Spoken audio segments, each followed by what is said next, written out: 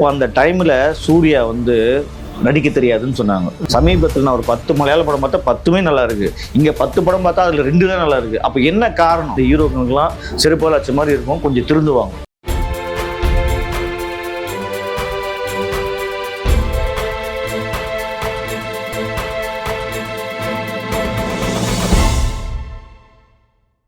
சக்தி cine news viewers அனைவருக்கும் வணக்கம். நான் உங்க விஜய் சௌமியா. இன்னைக்கு நம்மளோட நெஞ்சில் இருக்கிறவங்க சக்தி சரவணன். வணக்கம். வணக்கம். எஸ், ரீசெண்டா கௌதம் மேனன் கொடுத்த இன்டர்வியூ பாத்தீங்களா?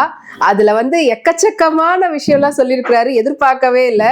சோ அந்த இன்டர்வியூ பார்த்து உங்களுடைய கருத்து என்ன? இதெல்லாம் நான் எதிர்பார்த்தது தான். ஏன்னா கௌதம் மேனனுடைய ஒரு நல்ல மனசு இந்த இன்டர்வியூல கிளியரா தெரியுது. காரணம் எப்படி இன்னொருத்தவங்களை கழுவி ஊத்துறதுக்கு பேர் நல்ல மனசா? அவர் பாருங்க, உண்மையிலேயே ஒரு நல்ல மனிதர் உதாரணம்னா நாசுக்கா தான் சொல்லியிருப்பாரு. டைரக்டா எதையும் அந்த மாதிரி இதே வேற யாரா மிஸ்கின் மாதிரி ஆளுகிட்ட எல்லாம் போய் இந்த மாதிரி கதை சொன்னுச்சுக்கா, அவன் என்ன ஏமாத்திட்டான், அவன்லாம் ஒரு முட்டா பையன், அவன்லாம் அப்படி இப்படின்னு மாத்தி பேசியிருப்பாரு. செருப்பால் அடிக்கணும். ஐயோ ஐயோ அதுவும் இந்த செவிடுங்க அதை பத்தி பேசுறேன். அந்த மாதிரி கௌதம் என்ன பிறகு எவ்வளவு டீசென்டா, அதான் படிச்சவன் தான்றது காரணம் என்னன்னா, அவர் படத்துல வரக்கூடிய டயலாக் மாதிரியே மென்மையா சொல்லியிருக்காரு. அதுவும் தப்பான விஷயம் இல்ல, உண்மையா சொல்லியிருக்காரு. இப்போ அவரு பொய் சொல்லியிருப்பான்னு கேட்டீங்கன்னா பொய் சொல்லியிருப்பாரு. ஏன்னா அது அந்த விஷயம் நமக்கு எல்லாருக்குமே தெரியும். கௌதம் மேனனும் சூர்யாவும் இணைஞ்சது நமக்கு தெரியும். ஆக்சுவலி நல்ல ஒரு காம்போ, அவங்களுடைய காம்போ. காக்கி இது காக்கவா இருக்கட்டும், அண்ட் அது வாரணமாயிரமா இருக்கட்டும், அது காக்கவே ஒரு பெரிய லைஃப் சேஞ்சிங் மொமெண்டா சூர்யாவுக்கு அமைஞ்சது. அப்போ அந்த டைம்ல சூர்யா நடிக்க தெரியாதுன்னு சொன்னாங்க. பூவெல்லாம் கேட்டு ஓகேவா அந்த படம் பண்ணாரு. அப்போ என்னன்னா சூர்யாவுக்கு சரியா நடிப்பு வரல அப்படின்னாங்க. வசந்த் கூட ஒரு படம் பண்ணாரு. அதுக்கப்புறம் பாத்தீங்கன்னா நந்தா பண்ணார். நந்தால பாத்தீங்கன்னா சூர்யா பயங்கரமா நடிக்கல. அவர் கட்டிங்களா மாத்தி ஒரு மாதிரியா இப்படி திருப்பி பார்க்க வச்சத தவிர. அதுக்கப்புறம் அமீர் ஒரு படம் பண்ணாரு. அதுல மௌனம் பேசியது நல்லா பண்ணார், ஓகேங்களா. ஆனா அதுக்கப்புறம் காக்கா படம் தான். அந்த ஒரு போலீஸ் கெட்டப்ல போலீஸ்னா ஒரு பவர். என்னன்னா விஜயகாந்த் எவ்வளவு படம் பண்ணியிருப்பாரு, சத்யராஜ் நிறைய படம் பண்ணியிருப்பாரு, ரஜினி நிறைய படம் பண்ணியிருப்பாரு. ஆனா சூர்யா அந்த போலீஸ் கெட்டப் ஐபிஎஸ் லுக்ல அந்த அதுவும் வில்லன் கேரக்டர்லாம் அதுல வேற மாதிரி இருக்கும். அந்த அளவுக்கு ஒரு போலீஸ் படம்னாவே நமக்கு ஒரு அந்த காலத்து கட்டத்துல அது ஒரு மாசான படமா இருந்தது. நம்ம அந்த கொண்டாடணும் அந்த படத்தை. ஏன் சூர்யாவுக்கே அவர் பிசினஸ், அவருடைய ஆக்டிங் எல்லாமே மாறிச்சு. அதுக்கப்புறம் அந்த படத்துல தான் சூர்யாவோட எல்லாருக்கும் இது பண்ணி கன்ஃபர்மேஷன் அப்படின்ற மாதிரி எல்லாம் பண்ணி. ஏன்னா கௌதம் மேனனாவே அந்த படத்துல வர சாங் பாத்தீங்கன்னா அவ்வளவு சூப்பரா இருக்கும். அன்னைக்கு காலகட்டத்துல எல்லாருக்குமே பிடிச்ச சாங்கா இருக்கும், எல்லாருமே கேட்பாங்க அந்த படம். அந்த மாதிரி ஒரு படம் பண்ணுவாரு. அதுக்கப்புறம் வர்ணமாயிரம் அப்படியே லுக்கு மாத்தி, வர்ணமாயிரம்ல காலேஜ் படிக்கிற சூர்யா, அது சாமியான சூர்யா, அதுக்கப்புறம் லவ் ஃபெயிலியர் சூர்யா, மறுபடியும் ஒரு ட்ரக் அடிக்ட் சூர்யா, அப்படியே ஆர்மி ஆபீசர் பிளஸ் ஒரு வயசான கேரக்டர். எப்படி பண்ணிருப்பாரு பாத்தீங்களா, வேற லெவல் இருக்கும். அதுதான் கௌதம் மேனோட ஸ்டைல். கௌதம் மேனன் எடுத்த படங்கள் எல்லாமே நீங்க ரொம்ப மொக்க படம்னு எதையுமே சொல்லிட முடியாது. எல்லாமே சூப்பர் டூப்பர் ஹிட். கொஞ்சம் ரொமான்டிக் டிராமா அப்படின்றதுல நல்லாவே கொண்டு. அதனால அந்த மாதிரி ஒரு டைரக்டர் ஒரு படத்துக்கு நீங்க அக்ரிமெண்ட் போட்டு, அந்த அக்ரிமெண்ட் போட்ட இடத்துல நீங்க என்ன கதை, என்ன சீனு, என்ன ஏதோ அவர் நச்சரிக்கப்போ அவர் ஒரே வார்த்தை சொல்ல, சார் மலையாள படம் பாருங்க. இன்னைக்கு மலையாள படம் ஒரு சின்ன நாட்டு தான், ஒரு சின்ன ஒரு கொலை. இந்த கொலை எப்படி கண்டுபிடிக்கிறது? இதுதான் படத்தோட நாட்டாவே இருக்கும். எனக்கு தெரிஞ்சு சிபிஐ டைரி குறிப்புல ஆரம்பிச்சு இன்னைக்கு மலையாள படம் வரைக்கும், இன்னைக்கு 2025 படம் வரலையும் பாத்தீங்கன்னா ஒரு கொலை தான். அதுக்குள்ள அவன் லிங்க் என்ன, ஃபேமிலி என்ன, அந்த ஃபேமிலி இந்த கொலைக்கு யார் காரணம், எல்லாமே மாத்தி அவ்வளவு இன்ட்ரெஸ்டா பண்றாங்க இல்லையா. அது மலையாள படம். அந்த மாதிரி ஒரு ஹீரோ கதை கேட்டேன்னா ஒரு படமாவது மலையாள படம் வந்திருக்குமா? அப்படியாப்பட்ட ஒரு இயக்குனர் கௌதம் மேனன் கிட்ட போய் கதை எனக்கு என்ன சொல்லுங்க, லைன் சொல்லுங்க. இல்ல அக்ரிமெண்ட் போடும்போது எப்படி கதை கேட்டிருப்பாங்கல்ல? இல்ல நான் கதை ரெடி பண்ணி தரேன்னு சொல்லியிருப்பாரு. எங்க கௌதம் மேனன் பொறுத்தவரைக்கும் நான் இப்ப வெற்றிமாறன் கௌதம் மேனன்லாம் எப்படி தெரியுங்களா, ஆமா அந்த இடத்துல போய் சீன் பை சீன் அங்க அவங்களுக்கு தோணுங்க. இப்போ சூர்யா நிக்கிறேன்னா இந்த லுக்ல சார் நீ இப்படி பேசுங்க அப்படி பேசுங்க, அந்த இடத்துல ஒரு சீன் பண்ணுவாங்க அவங்க. அதுதான் அவங்களுடைய ஸ்டைல். அது அதை விட்டுட்டு சூர்யா அன்னைக்கு சூர்யா சிங்கம் 2, அதுக்கப்புறம் சூர்யா பண்ண படங்கள் எல்லாம் நான் தான் பெரிய இன்னைக்கு தமிழ்நாட்டினுடைய நம்பர் 1 ஹீரோ நான் தான் அவரே நினைச்சுக்கினேன்.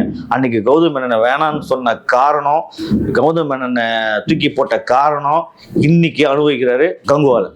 ஆனா இது அவரு இப்படி ஒரு ஏறு முகத்துல இருக்கும்போது இந்த மாதிரி பேசுறதுன்றது வேற, அவர் இறங்கு முகத்துல இருக்கும்போது இந்த மாதிரி பேசுறது இன்னுமா அவர் கஷ்டப்படுத்துற மாதிரி இல்லையா? இது என்ன கஷ்டம்? தப்பு பண்ணவும் தண்ணி குடிச்சுதான் ஆகணும், உப்பு தின்னவும் தண்ணி குடிச்சுதான் ஆகணும், தப்பு பண்ணவும் தண்டனை அனுப்பிச்சுதான் ஆகணும். இதுல என்ன தப்பு? நீ வேணாம்னு சொன்னா இப்ப வந்து ஆமா அவர் வேணாம்னு சொன்னான்னு சொல்றாரு, இதுல என்ன தப்பு இருக்கு?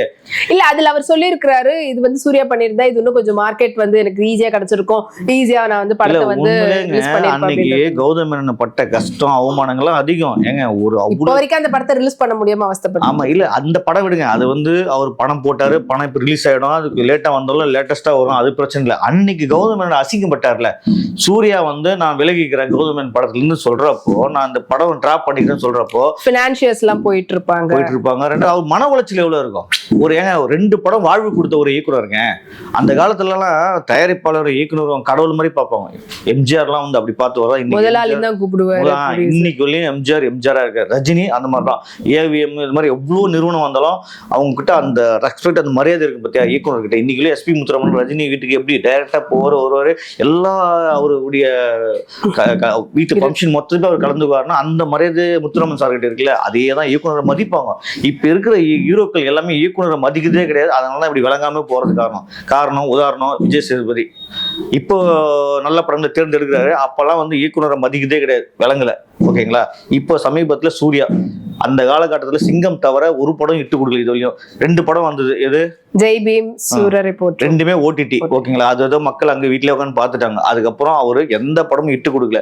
சூர்யா வந்து ஒரு படமும் உருப்படியா பண்ணாத காரணம் இந்த மாதிரி இயக்குனர்களை கஷ்டப்படுத்தி வேதனைப்படுத்தி கதை கேட்டு இயக்குனர்களை வந்து கஷ்டப்படுத்துறதுன்றதை தாண்டி அவர் வந்து கதை செலக்ஷன் வந்து கரெக்டா பண்ண மாட்டாரு அப்படின்னு. அதாங்க இப்படிதான் நான் தானே அறிவாளி நினைச்சுக்கினேன், நாமளே புத்திசாலி நினைச்சுக்கினேன். இப்போ ஒரு படம்னா ஒரு 10 பேர்கிட்ட கேட்கணும், இந்த படம் நல்லா இருக்கா நல்லா இல்லையா அப்படின்னு. ஒரு 10 பேர்கிட்ட கேட்கிறப்போ அந்த 10 பேர்ல சார் இந்த 2 பேர் சொல்லுவாங்க, சார் இல்ல சார் இது கொஞ்சம் வேற மாதிரி மாத்தினா நல்லா இருக்கும். இன்னும் 2 பேர் சொல்லுவாங்க, இல்ல இது இப்படி பண்ணலாம். அப்ப அந்த 2 பேர் 4 பேர் ஐடியா கேட்டு நீங்க மாத்தி அது ஒரு படமா பண்ணா ஹிட் ஆகும். நான் நினைச்சதுதான் இப்போ ஹீரோ நினைக்கிறது, டைரக்டர் கூட நினைக்கல. ஹீரோ சார் இல்ல சார் இதெல்லாம் நல்லா இருக்கும் சார், இது நல்லா இருக்கு அப்படின்னு பண்றாரு. இப்போ ஒண்ணுமே இல்லைங்க, லிங்குசாமி 3 கதையை எடுத்துன்னு போனாருங்களாம். யாருக்கிட்ட? சூர்யா கிட்ட. அவர் வந்து அஞ்சான் கதையை செலக்ட் பண்ணிருக்காரு. அஞ்சா என்னாச்சு? ஆக்சுவலி அஞ்சான் கதை நல்லா தான் இருக்கும். அது நல்ல என்ன படம் என்னாச்சு? எவ்வளவு அசிங்க. லிங்குசாமி இன்னைக்குள்ளே வேதனை பண்ணுறாரு, அப்படி கழுவி ஊத்தினுறாங்க. அதை விட்டுக்க. இப்போ கங்குவா படம் உண்மையிலே ஒரு கதை தான் சொல்லியிருப்பாரா? இப்போ சிவா திருச்சி சிவா சொல்லுங்க, சிறுத்தை சிவா 1000 கதை சொல்லியிருந்தாலும் அவர் எடுக்கிறது இப்படிதான் எடுத்து வச்சிருப்பாரு. அது விடுங்க. ஆனா இது வந்து செலக்ட் பண்ண யாரா இருக்கும்? ஹீரோவா தான் இருக்கும். ஹீரோ தான் செலக்ட் பண்ணியிருப்பார். ஓகேங்களா? அந்த படத்துக்கும் இவர் வந்து இன்வெஸ்ட் பண்ணியிருக்காருன்னு வச்சுங்க. வேற சூர்யாவும் பல கோடி ரூபா போட்டிருக்காரு. அதெல்லாம் சம்பளம் வாங்கல, பல கோடி ரூபா நஷ்டம் அந்த படத்துல.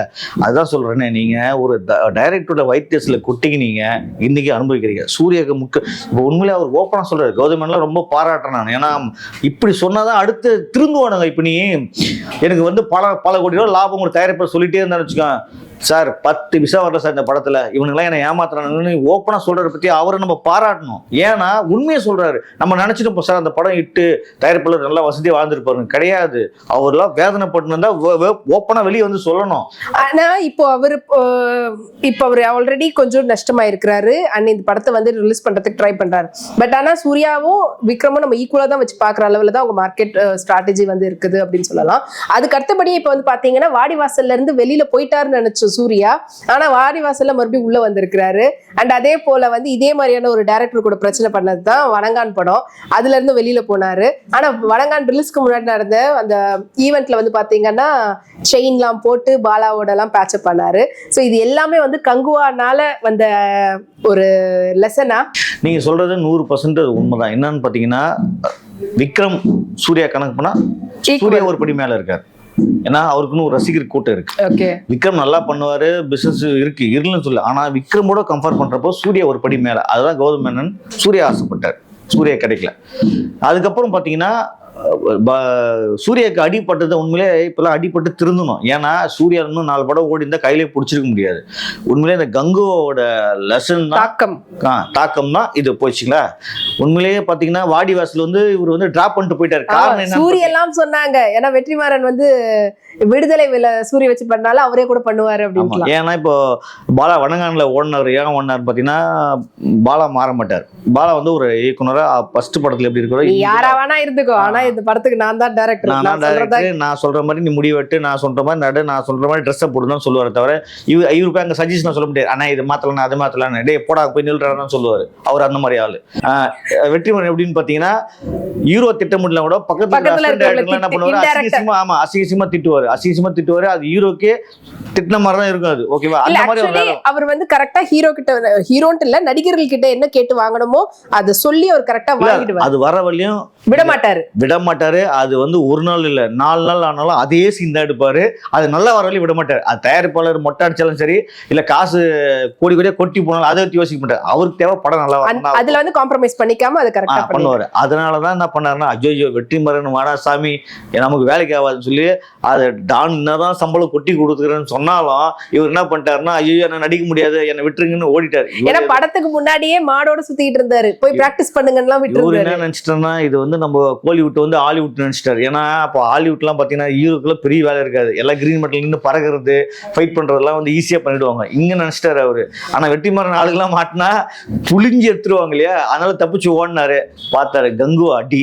அது இப்போ மாறி போச்சு. என்னன்னா, சார் நானே இந்த படம் பண்றேன் அப்படின்னு மறுபடியும் வந்துட்டு. அது வந்து பாத்தீங்கன்னா சூரிய பண்ற மாதிரி இருந்தது. வேற யாரோ சொன்னாங்க ஹீரோவா, கடைசியில இப்ப சூர்யாவே வந்து லாக் ஆயிருக்காரு. காரணம் என்னன்னா, இந்த கங்குவான ஒரு படம் இவங்களுக்கு பாடம் கத்து கொடுத்துக்குது. பாத்தீங்களா, அடாடா சாமி, இந்த மாதிரி எல்லா ஹீரோக்கும் ஒரு படம் பண்ணி பல கோடி ரூபாய் லாஸ் ஆகி பாடம் கத்து கொடுக்கணும். பல கோடி ரூபாய் லாஸ் ஆகணும்னு ஏன் சொல்லணும், பாடம் கத்து கொடுக்கட்டும் மட்டும் சொல்லலாம். பாவம் காசு போட்ட தயாரிப்பாளர் பாவம். நீங்க சாதாரணமா போயிட்டு ஒரு ஹீரோ கிட்ட, சார் இல்ல சார் சின்ன படம் பண்ணுங்கன்னா பண்ணுவாங்களா?